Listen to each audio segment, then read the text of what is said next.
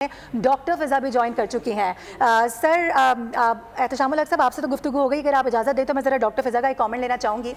جو آج یہ بڑی اہم پریس کانفرنس کی گئی ہے، اس طرح کی اب ہم دیکھ رہے ہیں کہ تواتر کے ساتھ پریس کانفرنسز جاری ہیں. بار بار یہ نیریٹو سامنے رکھا جاتا ہے کہ جو احتساب کا عمل ہے فوج میں وہ بہت زیادہ کڑا اور سخت ہے، اور اب پھر اس پر ہم ایسی مثالیں بھی اب بہت زیادہ دیکھ رہے ہیں. کیا سمجھتی ہیں فیوچر میں آنے والے دنوں میں ہم اس کو مزید کہاں جاتا دیکھ سکتے ہیں، اور اس پوری جو آج کی پریس کانفرنس ہے اس پر آپ کیا پوائنٹ ریز کریں گی؟ جی بہت شکریہ. D G I S P R نے جو پریس کانفرنس کی اس میں صرف یہ فیض حمید کیس کے حوالے سے بات نہیں کی، خود اعتراضی کے حوالے سے بات نہیں کی، بلکہ اور بھی بہت سے جو فیکٹرز ہیں ان کو بڑے اچھے طریقے سے ہائی لائٹ کر دیا گیا ہے. جیسے کہ سب سے اہم ایشو اگر آپ دیکھیں تو بلوچستان میں جو ایک احساس محرومی ہے، انہوں نے کہا ہے کہ ہاں احساس محرومی بلوچستان کے عوام میں ہے، یہ پایا جاتا ہے. اس بات سے انہوں نے اگری کی ہے، لیکن آپ اس بات پہ غور کریں کہ جو احساس کمتری یا احساس محرومی ہے اس کو مزید ہائی لائٹ کرنے کے لیے ہماری جو دشمن ہے، خاص طور پہ ہمارا جو روایتی حریف ہے بھارت، وہ بڑا کردار ادا کرتا ہے. اس کے بارے میں نریندر مودی کے جو گفتگو ہے یا ان کے جو بیانات ہیں وہ بھی آن ریکارڈ ہے. صوبائیت، لسانیت، اس طرح کے کارڈ کھیلے جاتے ہیں. تو انہوں نے بڑا اچھا جو لفظ استعمال کیا جو مجھے پریس کانفرنس میں سب سے اچھا لگا، انہوں نے کہا کہ بلوچستان ہمارا دل ہے، بلوچستان ہماری جان ہے اور ہماری شان ہے، ہماری آن ہے.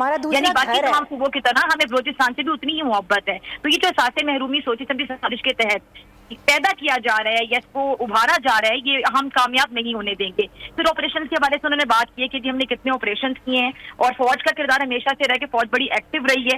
8 مہینے کی اگر بات کی جائے تو 8 مہینوں میں تقریباً 32,000 سے زیادہ آپریشن ہوئے ہیں.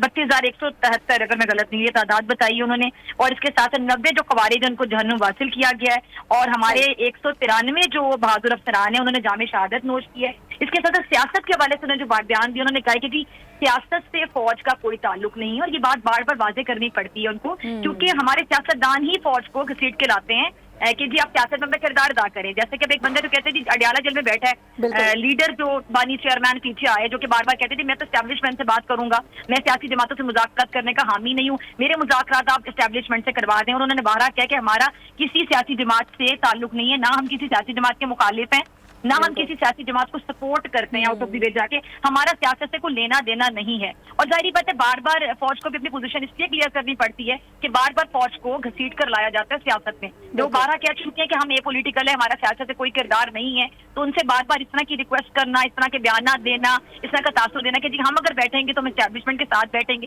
ہم سیاسی جماعتوں کے ساتھ نہیں بیٹھیں گے. تو انہوں نے یہ کیٹیگوریکلی آج پھر ایک بار پھر، یہ پہلی بار نہیں، ایک بار پھر سے انہوں نے کلیئر کر دیا کہ ہمارا سیاسی جماعتوں سے کوئی تعلق نہیں ہے، نہ ہمارا سیاست سے کوئی تعلق ہے، نہ ہمارا سیاست میں کوئی کردار ہے. سیاسی جماعتوں میں سے ہم کسی کی مخالفت نہیں کرتے اور نہ ہی ہم کسی کی طرفداری کرتے ہیں. اور اقتصادی نظام کے حوالے سے جنرل فیض حمید کے حوالے سے انہوں نے بات کی ہے. اس حوالے سے لمحہ بہ لمحہ انہوں نے کہا ہم آپ کو اپڈیٹ بھی کرتے رہیں گے. اور یقینی بات ہے جو جنرل فیض حمید صاحب کا کیس ہے، اس بات کا یہ یقینی طور پر بالکل ایسا ہی ہے. ڈاکٹر فضا ہمارے ساتھ موجود تھی. جی I am really sorry, time بہت زیادہ شارٹ ہے ڈاکٹر فضا، ٹائم بہت کم ہے، ہمیں ہیڈ لائنس کی جانب بھی بڑھنا ہے. بہت شکریہ ہمارے ساتھ آپ موجود تھیں، اور اس کے ساتھ ساتھ احتشام الحق بھی ہمارے ساتھ موجود تھے. سبسکرائب کریں اور بیل دبائیں تاکہ کوئی خبر رہ نہ جائے.